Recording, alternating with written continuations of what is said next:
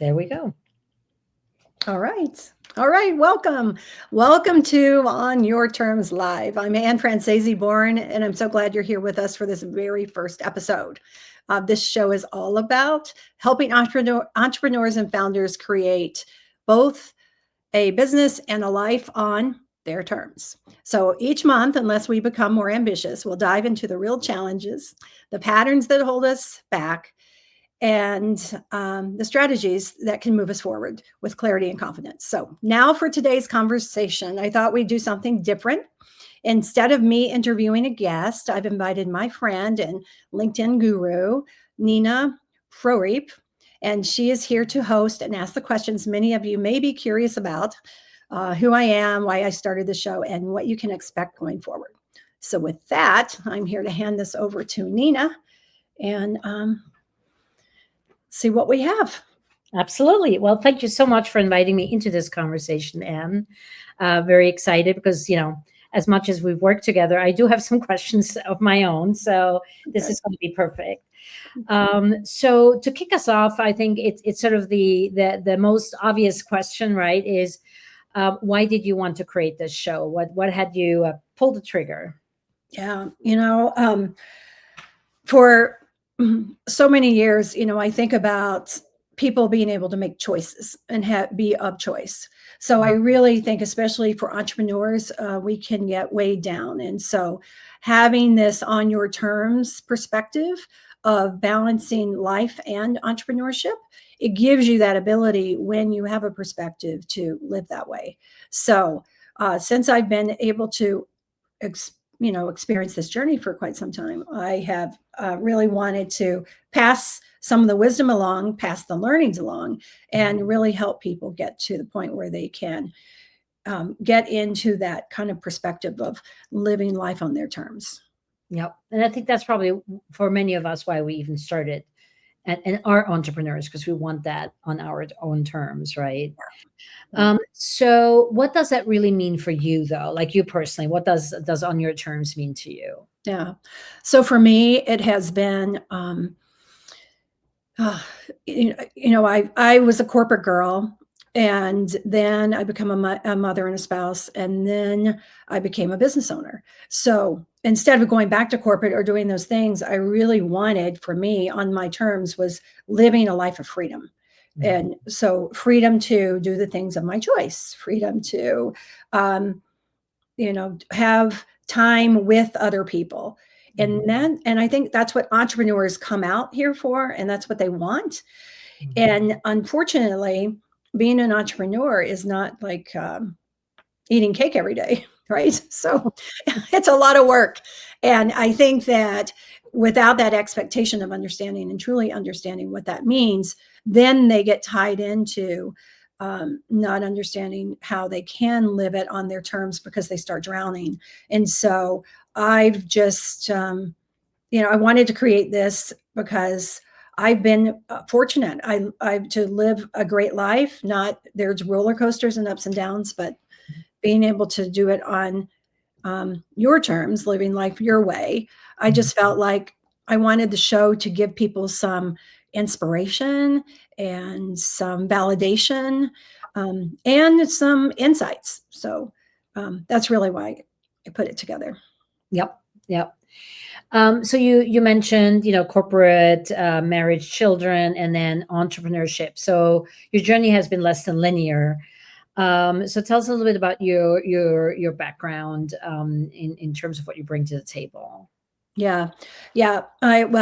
So kind of a kind of uh, put this in perspective when I first came to. So I live out of Chicago, and I'm luckily right now I'm also have become one of the what do you call them when you go Snowbirds. the snowbird too. So that's kind of a fun thing too. But starting out, I went into sales really, and so that's my background is in sales and sales management. And so I did that with corporate for a long time, and then I retired into motherhood and graduate school at the same time. It was really hard to do all of it all at once, have a child and do those things. So when that gave me a chance to reflect on what do I want my life to be, and how do I want to do that? And I thought the only way to be able to do all of these things was to take what I like about all the things that I've done and put them together. And that's how I got into coaching. And Mhm. so coaching, especially performance coaching, because that's a little, it's different. I'm combining Mhm. regular coaching with performance, and so that you have strategy and you also have, you're not just, working only on yourself, but we always need to work on ourselves, and then we kind of put that on the side. But so that you have a combination of those things. So anyway, so that's kind of where I've been, and where I'm going, and then we'll talk about more how that kind of, I'm sure you'll ask me something about where that's taking me. So Well, you never know. So pivotal moments, are they like specific moments in your journey where you realize where was like a linchpin moment where you went like, okay, I need to do this different. I need to build, yeah, the flexibility you had mentioned earlier. yeah, yeah. Um, are there like specific moments that you can point to on your journey? Hmm.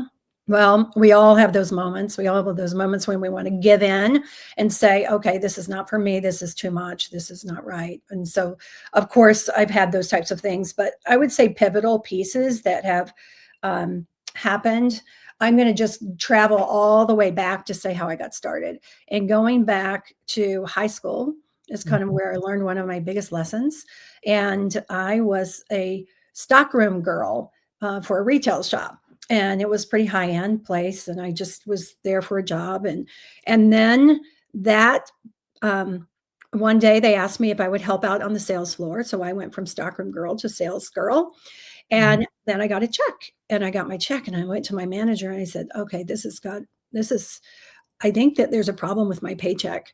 And Mhm. she looked at it and she said, oh no, this little line right here, COMM, that means commissions.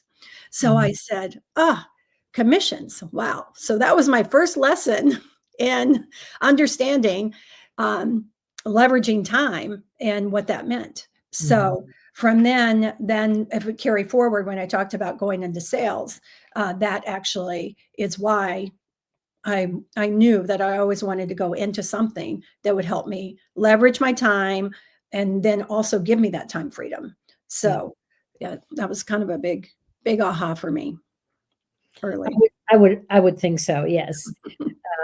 I would. I actually worked on the sales floor too as a student, and but didn't see any commissions. Mhm, mhm. Yeah. Well, and it was a different time. I mean, Yeah. it's I Yeah. mean, it just depends on the different places and where you are and how that works, but it was like, yeah, my other friends were not getting that.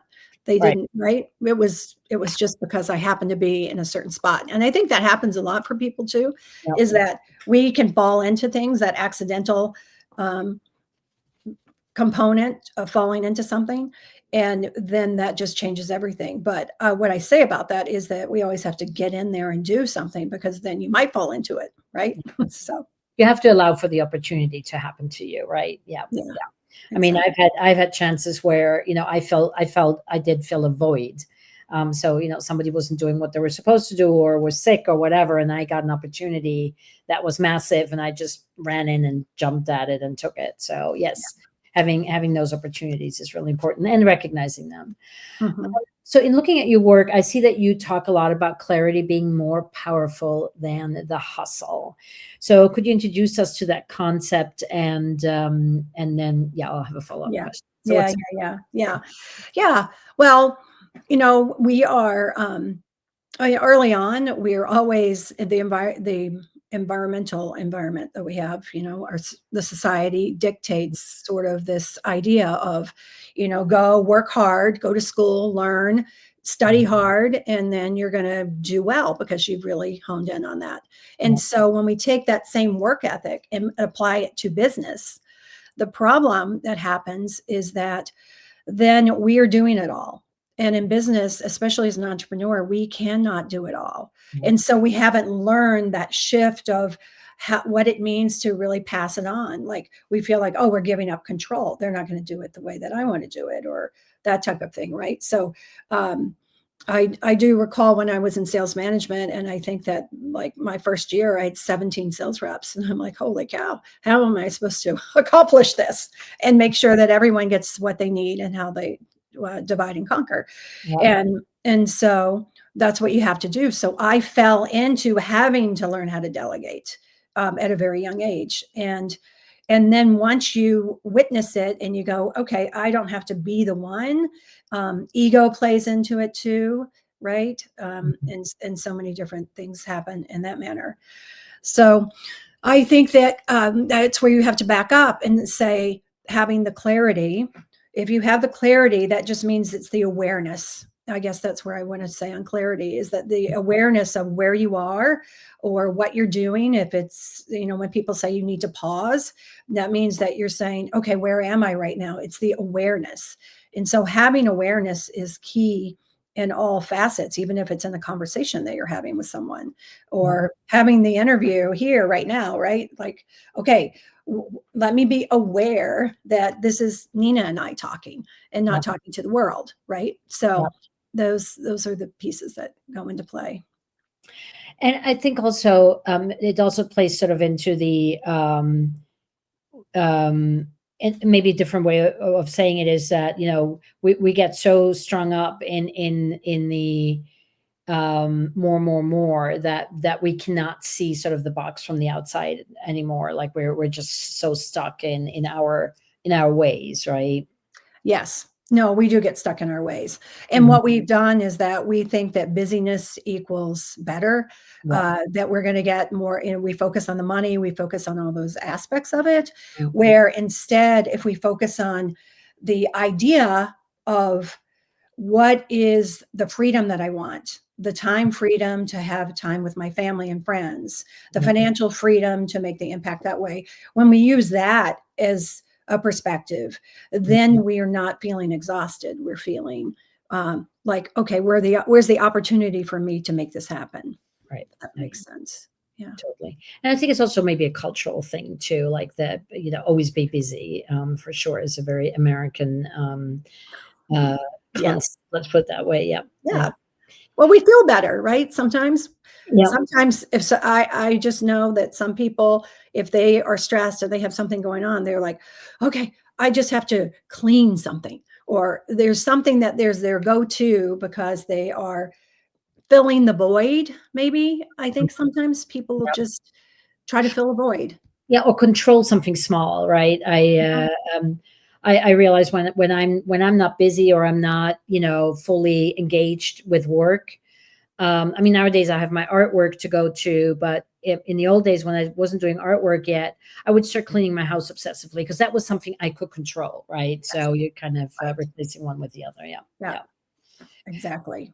So for any entrepreneurs who are listening right now and sort of are in that place of feeling stuck in that, daily grind and Mhm. overworking and not seeing the results, how can they start to define this on their own terms? Where do they start? Yeah. Well, the there are always starting points, but one of the best places to start is to do that pause, to sit back and think about what would success look like for me. Mhm. And there's so if when you're so busy and you just need to like clear the path for a moment. You just need to give your self a rest, Yeah. and that might be for some people, it's different. That is getting up and going for a walk. That is changing, break break the habit. What happens is that we do create these habits, so we have to break the cycle. And Mhm. we've heard that a lot. But if you have like a record player playing in your head, right? So you need it. You need the scratch in order to know that hey, something's happened here. So you need to create your own scratch, right? And break that cycle and do that. But but it's also kind of there are a lot of different ways to do it, but sit back and say, what am I really doing and why did I start this and what's this about for me? Yeah. If this doesn't feel right, then why? And is it just today? Okay, well, what's happening today? Yeah. And so that's what I would say. Any specific patterns that stand out to you? Patterns in what way? Patterns seeing entrepreneurs holding themselves back and not taking that pause. Like, are there specific patterns around that, or is it just a in general, people are just busy, busy, busy, and not stopping to, No, we have a lot of patterns, and some of those patterns create self-talk, right? Mhm. When we get frustrated, everything is going to come back to the self-talk. That's kind of one of my main missions, because basically what happens is that we develop the patterns of the busyness and then that busyness creates some exhaustion or doing all the work or whatever it is that we're in it, right? So if any business really wants to get to the point where you're going to build a business that's scalable, then you need to pull back. You need to have something that can replicate itself. And that means people helping you to leverage. So so a lot of times our mindset is taking us down into an area that, like you said before, whether it's the control or whether it's frustration or anger over something, or I can do it better than someone else, so I don't have the time to teach them. All of those things come into play. But we just have to be aware of when we're feeling exhausted, when this negative self-talk might be setting in, or the doubt. I mean, then there's also the doubt, the patterns and doubt of, I've done this, I keep spinning my wheels, what's happening? And that's another change of trajectory that we need to look at. Yeah, definitely. And I think, as you mentioned earlier, the sort of micromanaging is just not helping you get out of being stuck, right? That Yeah. just yeah. So what would real leadership in your book, like, what does that look like? So real leadership is figuring out a way to buy back your time. I think all entrepreneurs, I mean, we get in it, we want to do it. And when you're building, I mean, there's the aspect of promoting yourself. There's the aspect of getting visibility. There's the aspect of like just making sure your product offering is just right. There are so many pieces to the puzzle that it's daunting. And so then we get in and we wear all the hats. And then wearing all the hats gives us the headaches. So we need to learn, as the strong leaders, learn how to build, versus micromanage. They really do learn how to build that out so that they can build more time and have more capacity for other things to happen. Right? Yeah. Yeah. So talking about that, I mean, so what are some of the solutions to like, mitigate the being stuckness?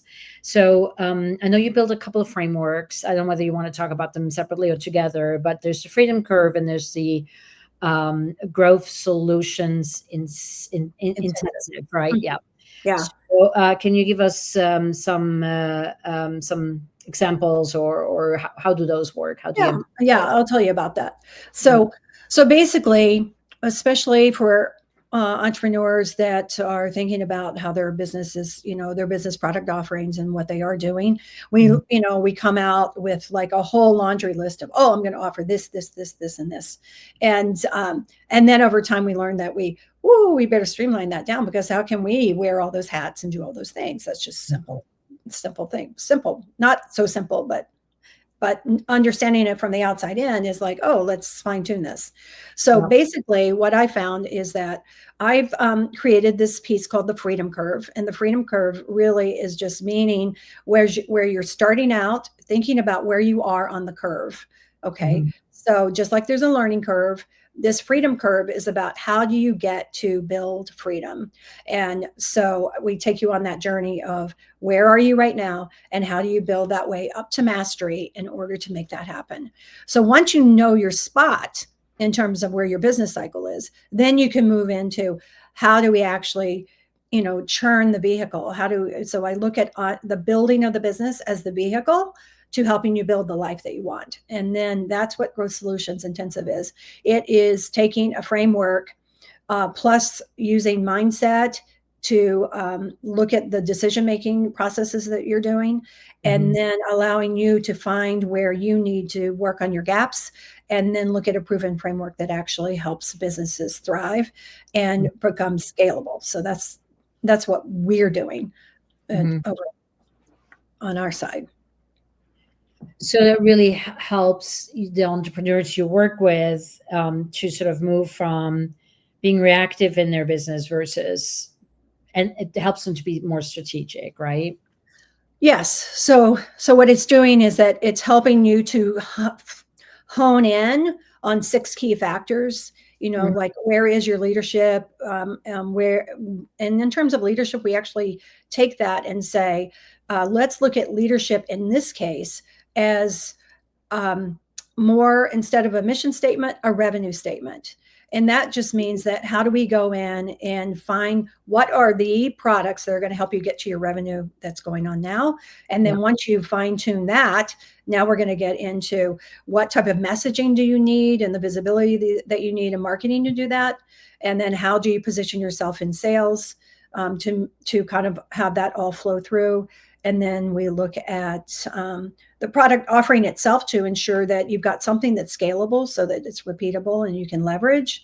Mhm. And we look at how you're using your time. So people that have teams, Mhm. like, how are you working with those people, and what types, what's a good managerial framework for like team meetings, even like, Yeah. because sometimes we just think, oh, why should we have a meeting? Well, don't have a meeting to have a meeting, but have a meeting that Yeah. is, that works. So that's where that framework takes you, just so you could build out each of your gaps and hone in on that.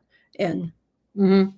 So other than, taking that pause and reflecting and making sure that you are not, stuck in the hustle, but actually thinking strategically, what is like a first step that you would recommend to someone who wants to shift sort of from, just, being stuck in their business to being a true owner of their business and owning their yeah. own destiny?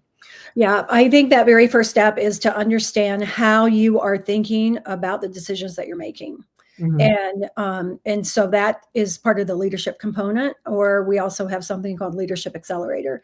And basically, that is where you would take an assessment, and that assessment would help you identify how you're showing up today in terms of what we call energetic leadership. So it's basically your approach as you've lived life, and we all have lived life, but we're all different. Mhm. And so, therefore, based on our own biases and insights, we're going to do certain things where other people will do other things. So, we are just honing in on how you think about certain things, because then that helps you understand why you might be spinning your wheels, what belief that you have that may need to be switched in some way. Mhm. Just greater in depth, I would say the inner work is something that people push off, especially when they're growing a business. And it's the inner work that actually helps you have the transformation in order to move the dial um, in terms of turning up the volume on getting your business going. Yeah. So, Yeah. So there really is sort of that duality, both of the strategic part and the doing, but then there's also sort of the mindset, the heart of the conversation, the more emotional side of it all. How mhm. do you balance that in your coaching? Because I would imagine that people would probably tend to want to sign up for one or the other, like, or are people actually looking for that combination? Yeah, I think a lot of times people don't know what they're looking for. Hmm. Yeah. So, Check. right, right. And I'm totally guilty of that too, because I get into something and I thought, oh, I thought this was something else, and Yeah. it wasn't quite it. Yeah. And so that's what I love, now being more curious and asking questions. Hmm. And I see this too. Actually do a lot of corporate coaching, with managerial coaching, for leadership as well. Hmm. And even, I mean, just some of the things, like it's not simple, but having presence in a meeting, how to Hmm. show up with presence is a huge factor. And I think that that also pulls people back as owners, is how to show up with that presence as well, so that you're empowering others. Yeah. So yeah, I don't know. It's it's kind of it's kind of interesting, but having the heart and the strategic, the Mm. key here is that you usually we have one or the other. If you're very analytical, you're Mhm. going right for performance. And if you are I'm not going to say soft, but you have a warm heart Yeah. and you think about the person and you're very conscientious of certain things, Mm-hmm. then, then you're just constantly wanting to serve and make an impact and be there. Yeah. So we can continue to serve, we can continue to drive earnings, Mm-hmm. but in there, if we do them both on the spectrum, on the ends, Mm-hmm. then we lose the people that need the softness, need you to be that person for the employees. The employees feel like they're left out. Mm-hmm. There's just a lot of other pieces that you really need a combination of both. Yeah. And once that's that whole perspective and understanding your perspective of Mhm. how you are showing up, then you can learn where to lean into. Yeah. If that makes any sense. Total sense. Yeah. So Okay. combining the strategic with the woo, so to speak. Yeah. Yeah. Yeah. Yeah. Yeah. It's not easy though, right? And I think that Coach, because you want to emulate those things and model them, right? So I can imagine that sometimes is sort of a bit of a ping pong going back and forth, right? yeah, well, I think for sure, for me personally, and that is the coaching and why I came into the coaching, it's because these things that I provide were aha moments for me. Mm-hmm. Yep. Yep. and and so I only extract the best of the best. Like I go, oh my gosh, that was a lifesaver, that really made such a difference. And that happened when I went in and learned about my thinking and how that was. And Mm-hmm. one of the reasons that I was highly effective in sales and sales management is because I could have the one-on-ones with the people and help motivate them to carry the torch and what they needed to do tactically, but meet them where they are. And Yeah. that's what a coach does, is it helps meet you where you are. And a good manager and a good leader will do that. And Mm-hmm. so that just happened that way, where I could understand personalities in some manner. I learned a lot about handling different personalities. I even had one young lady who I said, you're going to get kicked out of here if you continue that language on the sales floor. So if you just can't get, they're going to try to push your buttons so hard. But if you cannot get yourself regulated, then you just hop over into my office and shut the door and just scream as loud as you want. Yeah. But, sometimes we just have to understand how dealing with certain people and helping them. I think leadership for me is really finding the best in each of your people. Yeah. And we don't do that a lot. And so that's where, if you're just looking only driving for revenues, people are like, well, what's that about? Right. Yeah. And you need to find a combination. And so that's why I say that you need the heart with the strategy, but you can't have all the heart or you're not going to get any business, Yeah. because No, you need both. You definitely need both. Yeah. Mhm. Yeah. For sure. So as we're coming to the end of the conversation, who do you wish to have as your audience for On Your Terms Live? Who is your ideal listener? Assuming it's also your ideal customer, who do you want to dial in to this? Yeah. So our ideal listener and audience here On Your Terms is really, I mean, you could take it in so many ways, but it's ideally we're going to have entrepreneurs that are living life on their terms. So Mhm. they might be still beginners in their business, but they may have already had success and have sold a business. They're really just kind of in a different phase, Mhm. because life, when you look at On Your Terms, I just really want people to take away that there are business cycles and there are also life cycles. And what we want to do is marry business and life cycles so that you're not all in business and then you're not all in your life and giving up the business that you really wanted to do. It's such a fine line and it's really tough. So this is for entrepreneurs, founders, people that have maybe up to 50 employees. I mean, really getting these insights on leadership and business practices and insights that other people have found, that we're in a changing time. I look at this right now. My kids have been on video forever and ever and ever. And this is, kind of not my forte, but this is what we have to lean into. Yeah. And sometimes we have to lean into things. And it actually is kind of exciting. It's fun. And you go, oh, Well, that's what you have to do because we look for the opportunity. Let's not close off what we don't need, but we also don't need to constantly get bogged down in doing things that don't work. So that's why we hope that you could come and get some kind of insight, learn something from us and from others, and bring it to the table. Bring some of those things to the table too, because entrepreneurship is a lifestyle. And when you do it well, oh my goodness, life is your oyster. So, we want to find all the pearls. So, I'm with you on that. Love yeah. that. So, what are we expecting from any of your future episodes? So, in these future episodes, we are going to do a combination of others coming in so that you can learn from them, and then I will also share certain topic items and let you know just how to do certain things or what to be aware of or what that means. And we have a great blog, just as a little promotion so that you can get a lot of information there too, as to how certain things work and systems work. And one is Curious Coach, and then the other one gets more tactical. So yeah, we just want you to come and see if this works for you and if these things make sense. And as an entrepreneur or leader, a lot of leadership, we'll spend a lot of time on leadership.